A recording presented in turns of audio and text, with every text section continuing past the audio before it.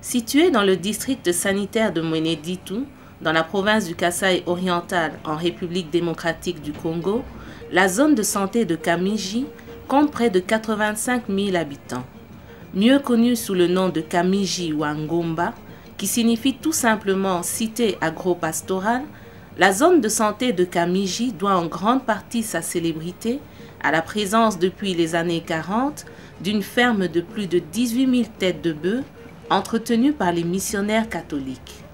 À l'époque, en plus des aliments qu'offraient la faune et la flore locale, la viande de bœuf était à la portée de toutes les familles. Après le départ des missionnaires occidentaux, de cette ferme, qui jadis constituait le fleuron de la contrée, il ne reste que des ruines. Les bouviers d'hier se sont convertis dans l'abattage des arbres pour la fabrication de la braise, vendue aux commerçants venant des cités urbaines avoisinantes. Au bout d'une décennie, la faune et la flore de Kamiji ont subi un tel revers que cela a eu de graves conséquences sur le régime alimentaire de la population, dont le nombre n'a cessé d'augmenter.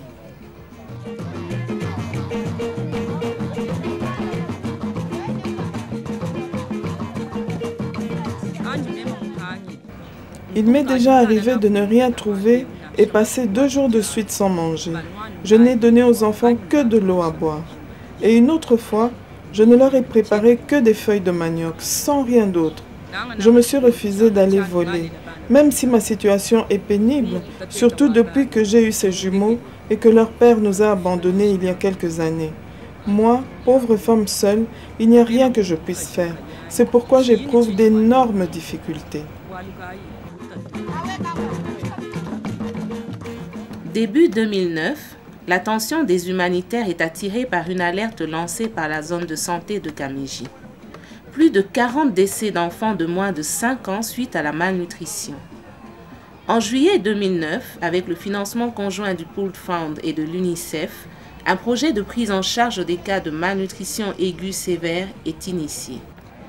Par la suite, une enquête nutritionnelle menée par le Programme national de nutrition avec l'appui de l'UNICEF et du PAM sur tous les territoires des provinces du Katanga, du Kasaï occidental, de l'Équateur et du Kasaï oriental a révélé un taux de malnutrition aiguë de 13,3% dans le territoire abritant la zone de santé de Kamiji. Ce taux est supérieur au seuil d'intervention fixé à 10% au niveau international.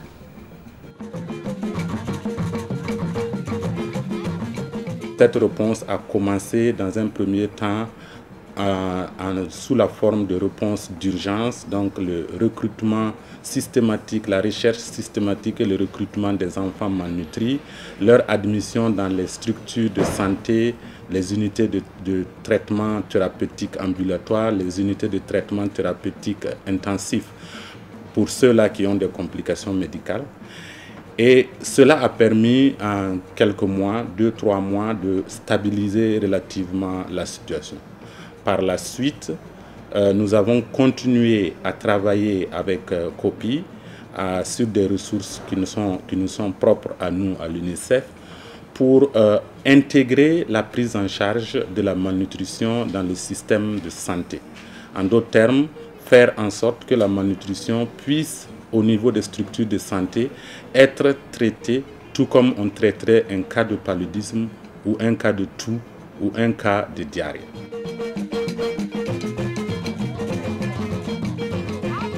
Septembre 2009, le projet mis en œuvre par l'ONG COPI visant la prise en charge de 1500 cas de malnutrition aiguë sévère en conformité avec le protocole national est lancé pour une durée de 6 mois.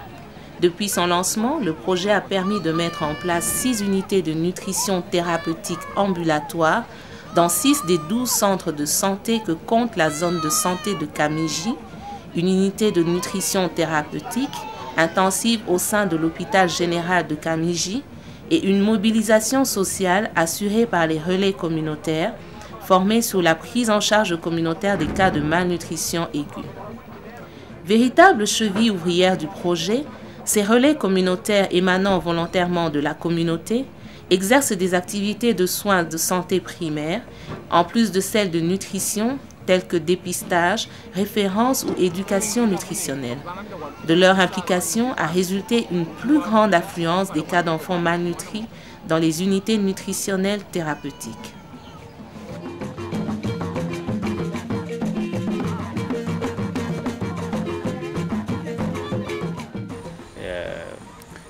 Moi qui ai eu la chance de faire le Tchad, le Darfour, la situation que j'ai vue ici, c'était vraiment une situation alarmante. Si ce n'est pas le Darfour, il n'y a pas une comparaison que j'ai vue encore.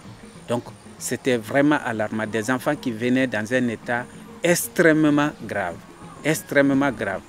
Donc avec des complications de tout genre. Ici, nous sommes à l'unité nutritionnelle thérapeutique intensive qui est intégrée dans le service de pédiatrie.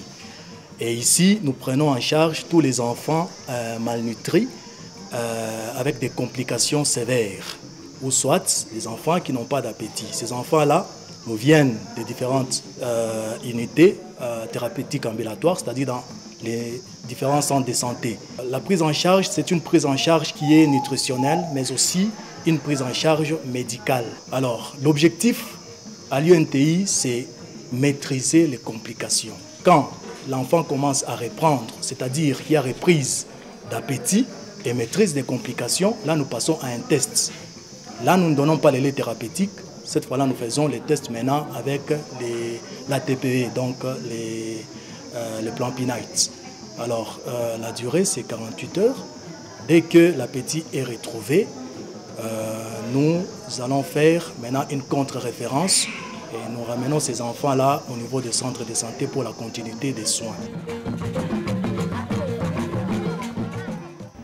Dans les 6 unités nutritionnelles thérapeutiques ambulatoires, les enfants dont les complications ont été maîtrisées à l'UNTI et ceux venant directement de la communauté sont hebdomadairement pris en charge. Cette prise en charge comprend la vérification régulière des mesures anthropométriques, les consultations médicales et les distributions d'aliments thérapeutiques. Pour pérenniser les activités, d'abord, le projet a fait une grande partie. Nous avons formé les agents qui doivent assurer la prise en charge. Nous avons formé un comité local, des comités locaux de nutrition.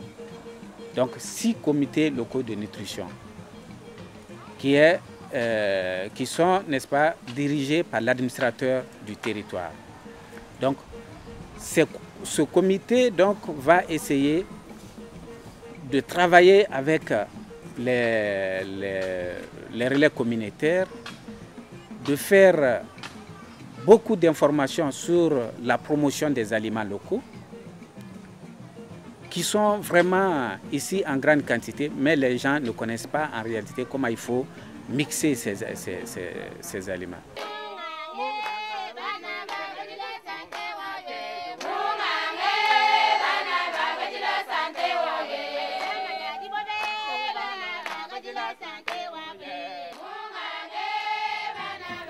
Au cours des séances de démonstration culinaire généralement très animées, la communauté et les relais communautaires sont en parfaite symbiose.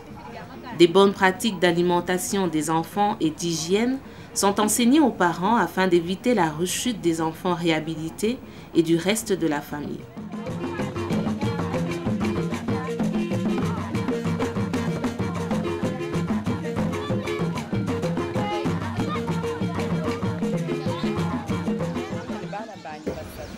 J'ai amené mes 3 enfants au centre nutritionnel et l'un d'eux présentait des signes de malnutrition sévère. Quand Kopi est arrivé, j'ai amené mes enfants et ils ont commencé à prendre la bouillie.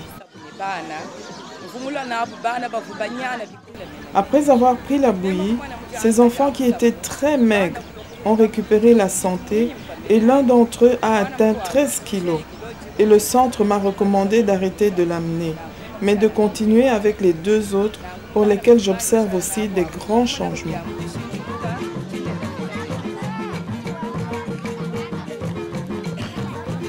Suite au traitement des cas et surtout à l'application des bonnes pratiques alimentaires apprises en se basant sur les aliments locaux, la situation nutritionnelle de la zone de santé de Kamiji est repassée en dessous du seuil d'alerte.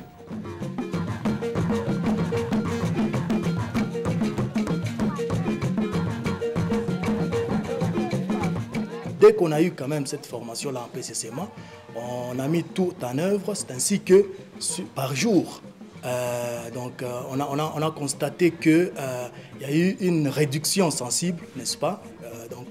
Au lieu de 20 cas, on a enregistré environ 5. Et aujourd'hui, si vous entrez ici, c'est environ 4-5 malades par jour. Et vous constaterez que les cas qui viennent ici, c'est beaucoup plus les cas qui sont hors zone de santé. Ce sont les cas qui ne sont pas de la zone de santé de Kamiji. Nous sommes pratiquement vers la fin du projet et pour sortir du projet, nous avons été obligés de faire une enquête nutritionnelle qui a montré une diminution significative du taux de malnutrition aiguë globale. Cette diminution, on est parti de 13,3% de malnutrition aiguë globale révélée par l'enquête territoriale faite par l'UNICEF et le PRONANUT. On est arrivé à 5,3%. Certes, avec 60% de diminution du taux de malnutrition aiguë globale, une bataille vient d'être remportée à Kamiji, mais les résultats des récentes enquêtes nutritionnelles révèlent des situations alarmantes dans d'autres zones de santé de la province. Pour ce qui est de la zone de santé de Kamiji, comment maintenir ou améliorer la situation nutritionnelle actuelle en admettant qu'elle n'est qu'une conséquence en aval d'une série de paramètres multisectoriels non présentement pris en compte et agissant en amont? Dans les perspectives, je dirais qu'il faudrait que l'UNICEF, qui nous a fourni au cours de la prise en charge dont je viens de parler, qui nous a fourni les plans PNAT, les médicaments, les couvertures, les moustiquaires, continue donc à disponibiliser ces intrants-là. Parce que sans ces intrants, le processus va s'arrêter.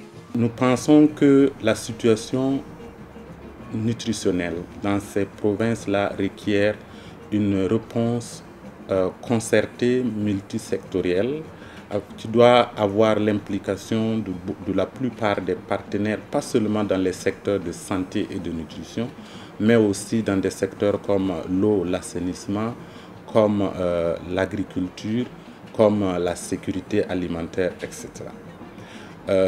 Nous, à l'UNICEF, nous restons disposés à nous joindre à une initiative globalisante et intégrée pour apporter une réponse durable aux problèmes de malnutrition qui sont, comme je vous le disais tout à l'heure, assez généralisés dans les provinces qui ont été couvertes.